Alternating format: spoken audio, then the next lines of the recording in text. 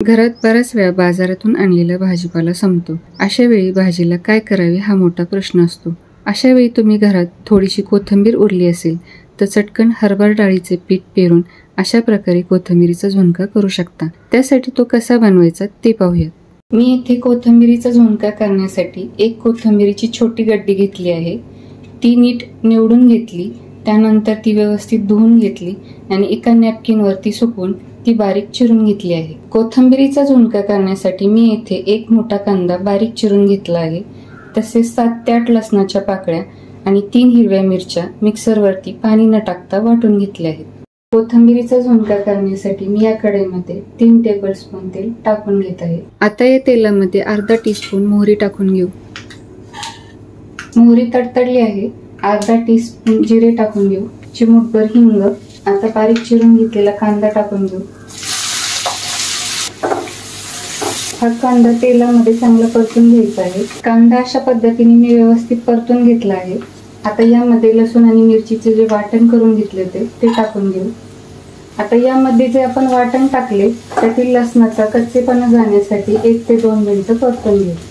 आता या कढईतले जिन्नस परतून होत आहेत तोपर्यंत या डिश मध्ये मी पाव टीस्पून हळद, अर्धा टीस्पून लाल तिखट, अर्धा टीस्पून धने पावडर, अर्धा टीस्पून जिरे पावडर काढून घेतली आहे. आता ह्या डिश मधील मसाले यामध्ये टाकून घेऊ. परतून घेऊ. आता यामध्ये बारीक चिरून घेतलेली कोथिंबीर टाकून घेऊ. मिक्स करून घेऊ. ही कोथिंबीर अशा पद्धतीने थोडा वेळ परतून घेऊ. कढईवरती झाकण ठेवून कोथिंबीर शिजवून घेऊ. ह्या अशा पद्धतीने 2 ते 3 मिनिटं ही कोथिंबीर मी वाफेवरती शिजवून घेतली आहे.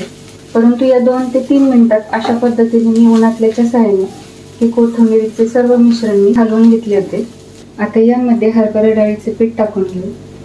हे हरभरा डाळीचे पीठ या कोथिंबीरीच्या मिश्रणामध्ये व्यवस्थित मिक्स करून घेऊ.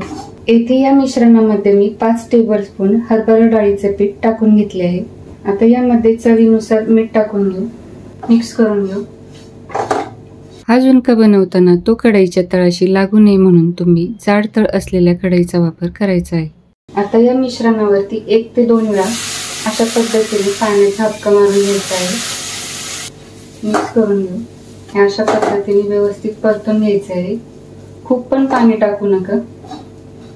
आता या कढईवरती झाकण ठेवून हा झुणका 2 ते 3 मिनिटं शिजवून घेऊ. 2 ते 3 मिनिटांसाठी आपण या कढईवरती झाकण जरी ठेवले असले तरी मध्ये मध्ये उन्हातल्याच्या साहाय्याने हा झुणका अशा पद्धतीने हलवून घ्यायचा आहे. नाही तर कढईच्या तळाला हा झुणका लागून करपू शकतो. 2 ते 3 मिनिटं झाली आहेत. येथे गरमागरम झुणका बनवून तयार आहे.